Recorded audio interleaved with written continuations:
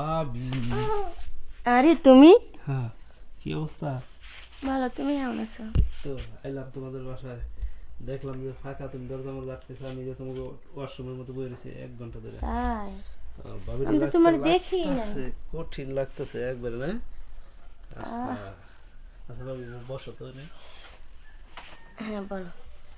তোমরা এত সাজুগুজু করছো কেন আজকে? কেন সাজুগুজু করছি তুমি বুঝছো না? তুমি কখন আসার কথা বলছিলা? আইসে লুকে আছে, তা আমি লুকাইছি কিভাবে ওই যে বলবো? তোমার একটা ননদ আছে, দুষ্ট ননদ, এই ননদ দেখে কি মারলো তোমার পাশে, দেখলাম তো। ননদ বলতে এরকম জ্বালানি। ননদরা জ্বালায় খেলে। হ্যাঁ, যদি ননদরা না জ্বালায় তাহলে ওই সংসারে কি শান্তি আছে?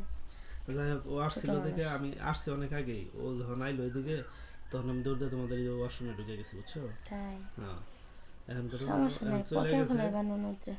তোমার ননদরে পড়ানো, তাহলে তুমি আবার কিছু করবে না তখন? আমার ওটা নিয়ে কোনো মাথা ব্যথা নেই। হ্যাঁ, আমি শান্তি হইলে গেছি। শান্তি? ননদরে পড়াইলে তো তোমার শান্তি দিতে পারবো না। হুম। ও, আচ্ছা যাই হোক, তাহলে যেহেতু আইসি আজকে, আজকে যেহেতু আয় করছি, তাহলে হচ্ছে একটা ই করে, হ্যাঁ। আচ্ছা আসো।